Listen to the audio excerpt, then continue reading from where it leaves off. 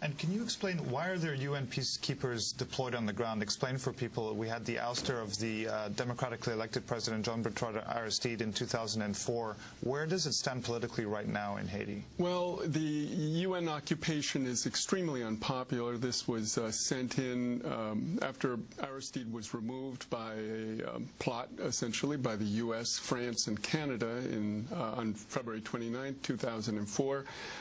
U.S., France, and Canada sent in occupation troops, which remained there for 3 months, and then they handed off the mission to the UN, as they've done in the past, in 1995 in particular, to the UN to carry out. That's mainly done by the Brazilians are heading that. And but it's extremely unwelcome. People are sick and tired of the millions being spent having guys riding around in giant tanks pointing guns at them. And you know, essentially this is a force to keep the country bottled up. And I don't know what's going to happen now, because the dogs of madness are going to be unleashed by this catastrophe. I want to read a statement that was just released by the former president, Jean-Bertrand Aristide. He said, "My wife and I stand with the people of our country and mourn the death and destruction that has befallen Haiti. It's a tragedy that defies expression, a tragedy that compels all people to the highest levels of human compassion and solidarity.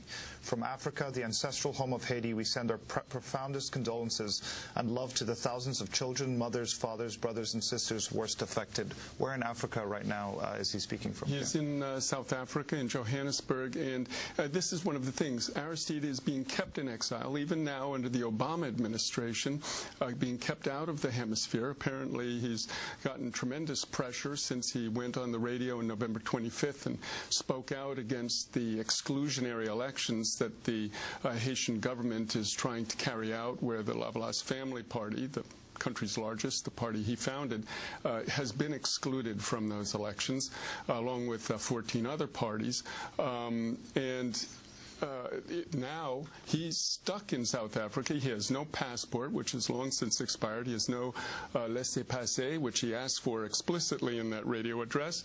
And he should be invited. In fact, he should be brought back to help heal the country. I mean, the Haitian ambassador to the U.S., Ray Joseph, who was a participant in the coup d'etat, has called for unity. I think if ever there was a moment when the Haitian government could now demonstrate unity, it would be now, in allowing Aristide to come back, which has been one of the principal demands of the Haitian people over these past 5 years. When we asked about the history, 1915 to 34, 1991, explain the significance of these dates. 1915 to 1934 was the first U.S. Marine occupation carried out under Woodrow Wilson, and finally during the administration of FDR it was ended.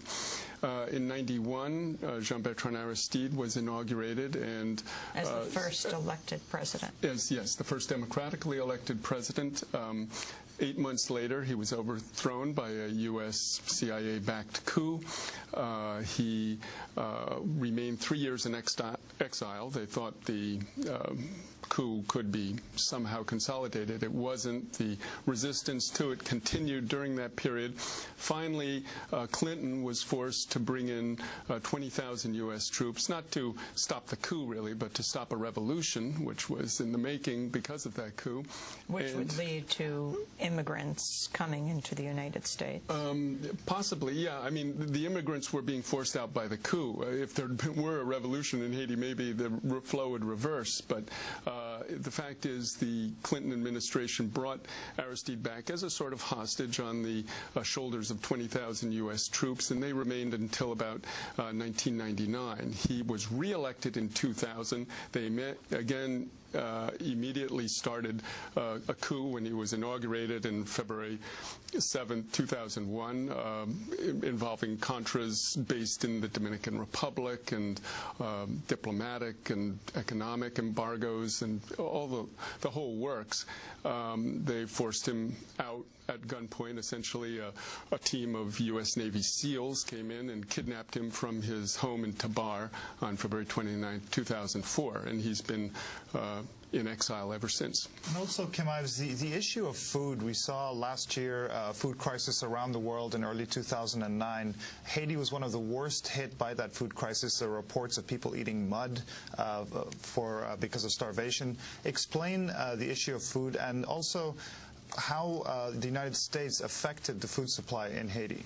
Well, yeah, essentially Haiti was self-sufficient 30 years ago in its production of food, particularly rice, and since the fall of the Duvalier regime, it has really been opened up.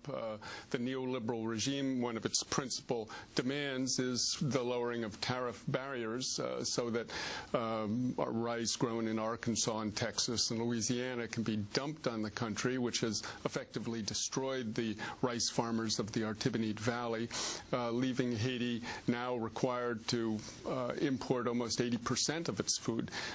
So foreign aid has essentially destroyed Haitian food self-sufficiency. The poverty that leads to the deforestation of the mountains, having gone to Haiti a number of times, people going up into the mountains to make charcoal, to burn whatever wood they can get, and that leads to the precarious natural situation where you have an earthquake or a hurricane and the mudslides that from Pétionville down, right, exactly, that make the crisis much worse. And exactly, and Amy, just in the days before this, there was a lot of rain, so a lot of this is mudslides. I mean, the ground was already saturated with water, so it was extremely unstable, and I think that made the collapses even more terrible.